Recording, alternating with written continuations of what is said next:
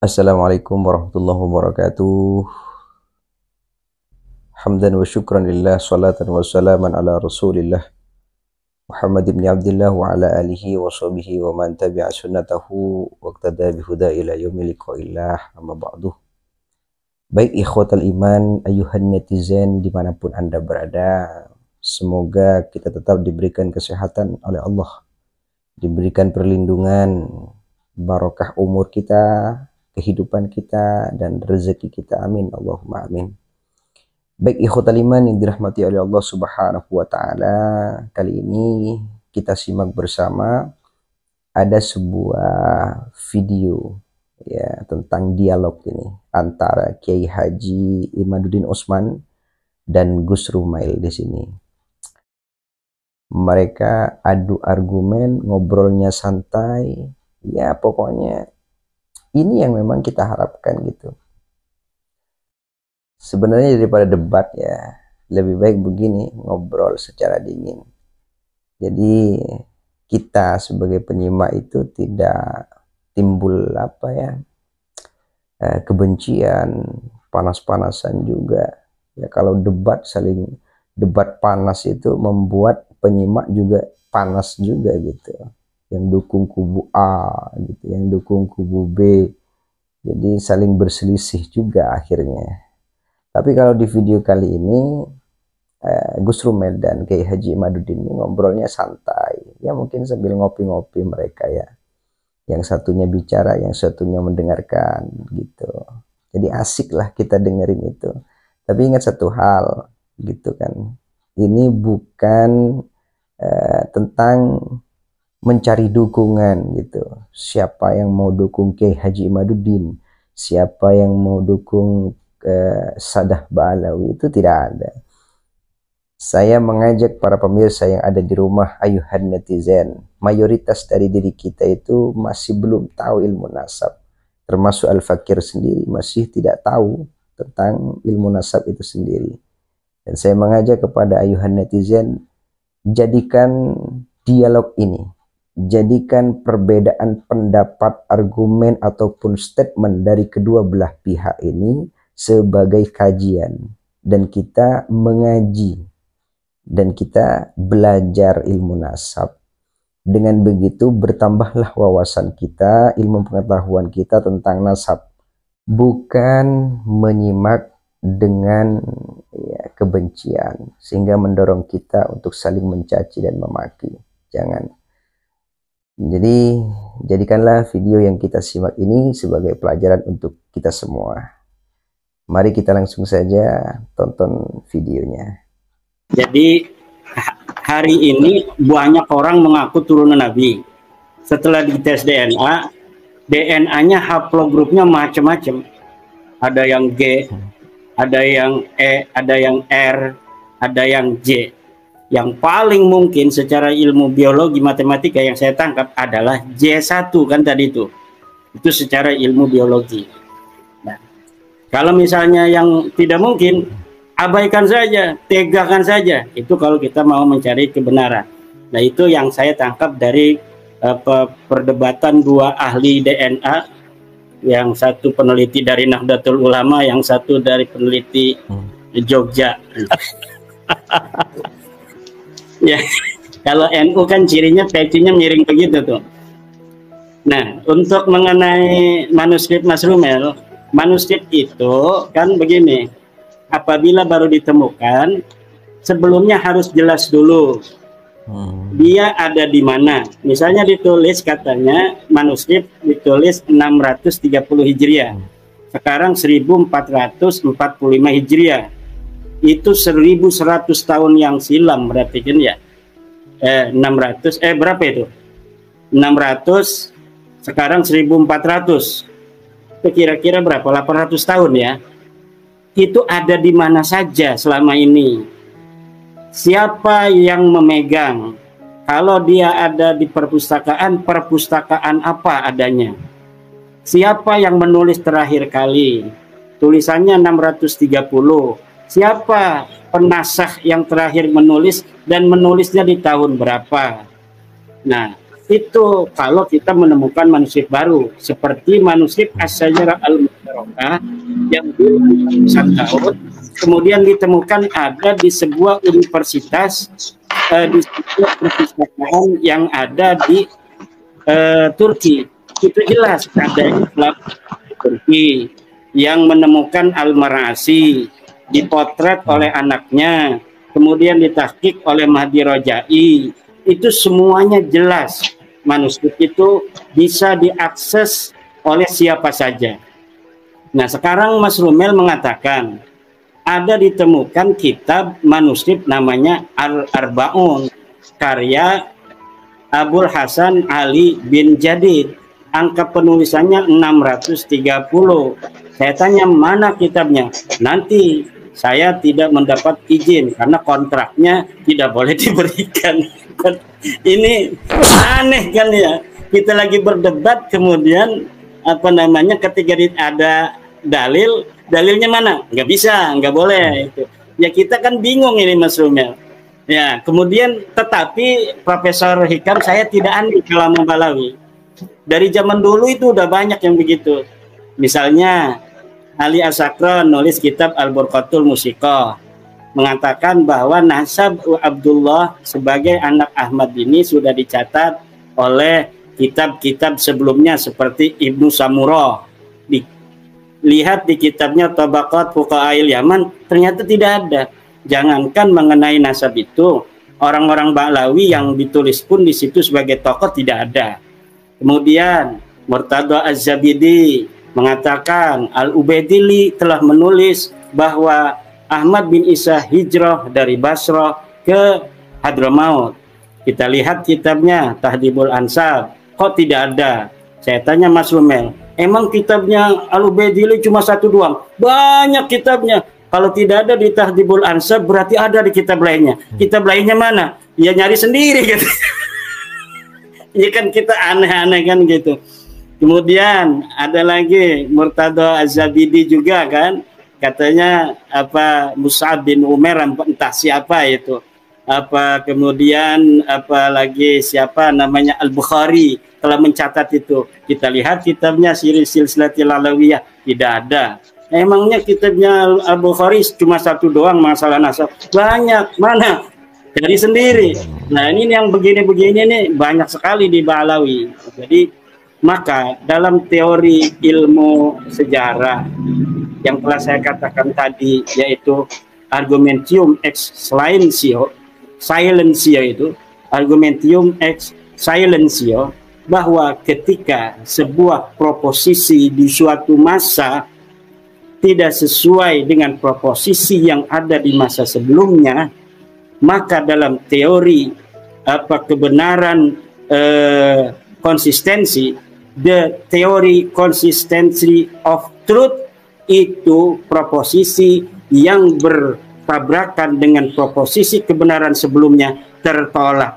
Suatu pernyataan di suatu masa yang berbeda dengan pernyataan di masa sebelumnya yang sudah dianggap benar, maka proposisi ini dianggap kedustaan. Maka saya tidak ragu-ragu untuk mengatakan nasab Ba'lawi adalah nasabun munqati'un maudhu'un wa nasabun munqati'un batilun wa maudhu'un. Nasab yang batil, nasab terputus, dan nasab yang palsu karena dibangun di atas kepalsuan-kepalsuan yang terstruktur, sistematis, dan masif. Dan itu dapat dibuktikan dari bangunan-bangunan yang sudah dibangun oleh keluarga Ba'lawi di dalam mempertahankan nasab sampai hari ini oleh keluarga Ba'lawi yang bernama Habib Rumel Abbas. Kalau benar ya bahwa Mas Rumel ini adalah Asegab atau Al-Habsyi ya, sebagaimana pengakuan dari adiknya atau kakaknya di Facebook itu. Nah, tetapi satu yang ingin saya sampaikan, bahwa sekuat-kuatnya penelitian tesis saya adalah berkesimpulan dhannun qawiyun. Dia adalah dugaan kuat. akan diverifikasi oleh tes DNA. Dan saya sudah katakan itu kepada Mas Rumel ketika ketemu di UIN. Mas Rumel, hakimnya nanti adalah tes DNA. Dan tes DNA ini serahkan kepada ahlinya.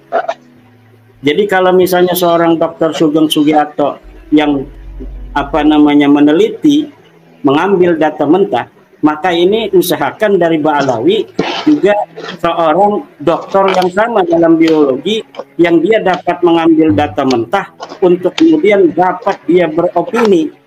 Kalau misalnya opininya ini sesuai dengan ilmu pengetahuan kan aman.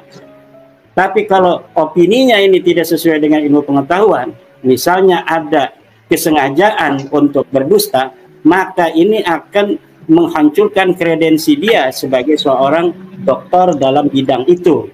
Maka ini yang saya katakan, ada tidak seorang dokter Ba'alawi yang berani untuk mengatakan hal yang berbeda, antitesis daripada kesimpulan Dr. Sugeng Sugiarto yang menyatakan bahwa Ba'alawi ini jangankan keturunan Nabi Muhammad, orang Arab aja bukan. Nah, kalau misalnya ada dari Dr. Ba'alawi yang ingin membela Ba'alawi seperti itu keberaniannya, baru masyarakat ini akan dapat mengambil, oh ini bisa jadi ini yang benar, bisa jadi ini yang benar.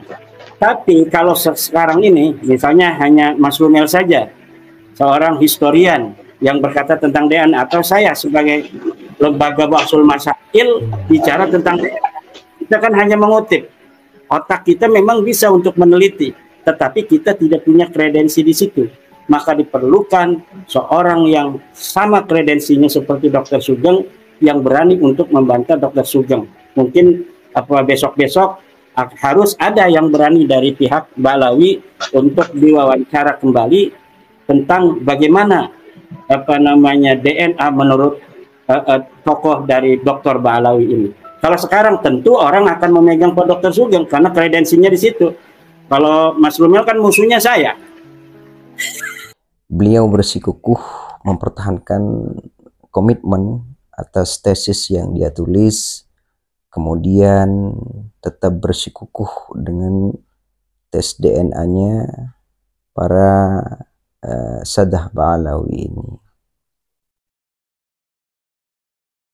Itulah pernyataan lengkap dengan jabaran yang lengkap dari Kiai Haji Imaduddin mengenai polemik nasab ini, yang mempertahankan tesisnya yang membatalkan Ba'alawi sebagai keturunan Rasulullah Shallallahu Alaihi Wasallam.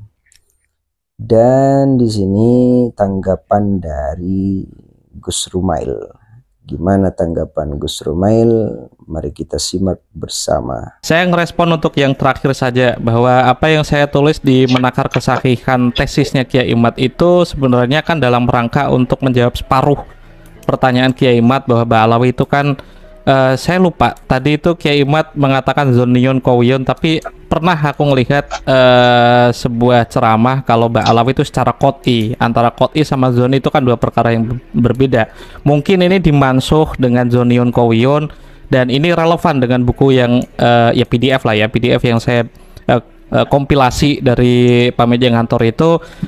Ketika Kiai Imad menyandarkan dan menuduh beberapa pentahkikan Ba'alawi tidak bisa dipercaya, ketika sudah saya dapatkan beberapa naskah yang ditahqiq oleh Abdullah Al-Habsyi itu sama mirip itu. Terus ketika Yusuf Jamalulel saya surat-suratan sama anaknya dan dikasih foto Yusuf Jamalulel 2 tahun yang lalu baru meninggal, apa yang dia tulis itu sesuai dengan apa yang dia dapatkan di dalam manuskrip gitu. Dan ketika Ali bin Abi Bakar As-Sakran mengatakan Ibn Samurah sudah menulis, sebenarnya kalimat itu kan Ibn Samurah itu apakah punya satu kitab tunggal. Makanya yang saya utarakan di dalam buku itu mungkin bukunya itu tidak cuma satu. Akhirnya terkonfirmasi buku yang menjadi rujukan Al-Janadi ketika dia mengatakan Ibn Samurah mengatakan kabilah Al-Ba'alawi itu bukan dari Tobaqot Fuqaha al-Yaman, tapi karya dari Al-Himyari. Karena Al-Janadi ngomong itu aku menulis beberapa sejarah di dalam buku ini berdasarkan zailulnya.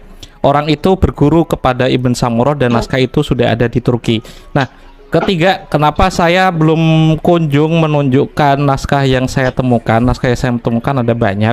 Ya, ini naskah hak ciptanya itu bukan milik saya itu cuma hak pakai. Kalau toh nanti publikasinya itu beredar, ya kemungkinan setelah kontrak itu saya lunasi dulu. Makanya setiap kali bikin konten itu yang saya lakukan itu kan menjawab separuh pertanyaan, Mbak Alawi keturunan Rasul atau tidak. Terus silsilahnya sampai kemana? Itu yang jawaban terakhir yang bisa dijawab dengan naskah. Paling tidak separuh jawaban atau gugatan Kiai Imad bahwa Mbak Alawi bukan keturunan Rasul itu bisa saya gugat, tanda kutip, karena pembuktian itu kan tidak harus menjawab apa yang ditanyakan, tapi mengukur seberapa kuat gugatan yang disusun oleh Kiai Imad. Banyak naskah yang tidak terpublikasi, bahkan Asy-Syajarah Al-Barakah itu baru ketemu 400 hingga 500 tahun sejak wafatnya Ar-Razi. Jika benar wafat tahun 600-an, naskah itu baru ditemukan tahun 800-an. Itu pun berdasarkan salinan yang tidak diketahui di mana atas nama Wahid bin Samsudin. Ketika mengatakan baru ditemukan oleh Ayatullah Syihabuddin Al-Mar'asy itu juga keliru, karena Azharkan 11 tahun sebelum Al-Mar'asy ke Turki itu sudah menemukannya dan sudah menjadikannya sebagai disertasi. Al-Fakhrur Razi wa Arauhu Al-Falasifah jika nggak salah. Sekitar 11 tahun naskah itu ketika belum ditemukan oleh Al-Mar'asy, naskah itu sudah menjadi bahan penelitian dari Azharkan di dalam bentuk disertasi. Nah, di dalam disertasi itu pun Fakhrur Razi juga maskuk jika menulis naskah itu. Makanya di dalam konfirmasi dengan Sayyid Mahdi Rojai itu Asy-Syajarah Al-Barakah itu berlaku seperti apa? Kitab sekunder. Kenapa kok dipakai? Ya karena berisi berita-berita historis. Pesan yang ingin saya sampaikan dari penemuan naskah Asy-Syajarah Al-Mubarakah itu yang awalnya ditulis dengan Bahrul Ansab, yang sampai sekarang Ibrahim bin Mansur mengira kalau itu bukan karangan Fakhruddin Ar-Razi tapi dari Ibn Inabah. Kiai Imad bisa ngontak langsung Ibrahim bin Mansur. Dia itu punya pendapat naskah itu sebenarnya bukan dikarang oleh Fakhruddin Ar-Razi tapi Ibn Inabah, karena beberapa redaksinya sangat mirip dan musajarnya itu sepertinya mirip. Saya tidak begitu punya concern ya untuk meneliti Asy-Syajarah Al-Barakah sedalam kemarin. Hanya saja ketika Kiai Imad sudah mengatakan zonion kawiyun, maka saya itu akan berusaha menjawabnya dengan zonion yang lebih aqua, yang lebih kuat daripada zon yang dimiliki oleh Kiai Imad. Sekadar contoh, ketika Kiai Imad berusaha mengatakan Al-Janadi itu tidak menulis silsilah lengkap Ali bin Jadid karena naskah 820 dan naskah 830-an itu silsilahnya tidak lengkap. Kan seorang historian itu tidak menganulir kitab itu. Ada orang yang namanya Malik Ar-Rasuli, ada orang yang namanya Al-Khuzraji yang mengutip dan melihat naskahnya langsung dari Al-Janadi yang menuliskan silsilahnya Ali bin Jadid sampai ke Abdullah, bahkan Husain Al-Hadal versi manuskripnya itu kan menulis Ubaidillah. Ini sangat luar biasa. Menurut saya ini yang sebenarnya yang tepat ya. Jadi menurut saya ini bagus. Karena dialognya ini dialog santai gitu sambil ngopi. Ya, tidak tegang sama sekali. Mereka berdua antara Kiai Haji Imaduddin dan Gus Rumail sama-sama bagus, dengan pemikiran dan referensi lengkap atas apa yang mendasar pada karyanya masing-masing. Posisi kita itu adalah belajar dan mengaji ilmu nasab. Ya mungkin ini cara Allah untuk memberitahukan kepada kita tentang ilmu yang masih banyak orang tidak tahu. Ya, termasuk ilmu nasab ini banyak orang tidak tahu. Ya pada intinya kita ngaji gitulah. Ngaji ilmu nasab itu aja. Gak usah dukung sana sini, gak ada gunanya juga. Ya kita mendukung Kiai Haji Imaduddin juga gak akan pengaruh sama Kiai Haji Imaduddin. Kita mendukung Mbak Alawi juga gak akan pengaruh sama klan Mbak Alawi, begitu kan ya. Ya agar lebih bermanfaat apapun yang disampaikan oleh beliau-beliau itu, Kiai Haji Imaduddin atau ulama-ulama yang lain, ulama yang pakar di dalam nasab, ahli di dalam nasab, ayo kita belajar gitu kan. Kita simak, kita pelajari, kita simak, kita pelajari. Ternyata banyak kitab-kitab yang menjelaskan tentang nasab. Ada Asy-Syajarah Al-Mubarakah dan kitab-kitab lainnya ya kita bisa mempelajarinya, atau bahkan kita beli kitabnya, kita pelajari. Oh, ternyata begini kitab nasab itu. Jadikanlah apapun yang ada di media sosial, entah itu pro atau kontra dengan kita ambil pelajaran semuanya, sehingga kita kaya dengan wawasan dan ilmu pengetahuan. Jangan lelah untuk belajar dan jangan berhenti untuk mengaji. Semoga bermanfaat, tetap berpositif thinking, dan jadilah yang bermanfaat selagi kita bermanfaat. Assalamualaikum warahmatullahi wabarakatuh.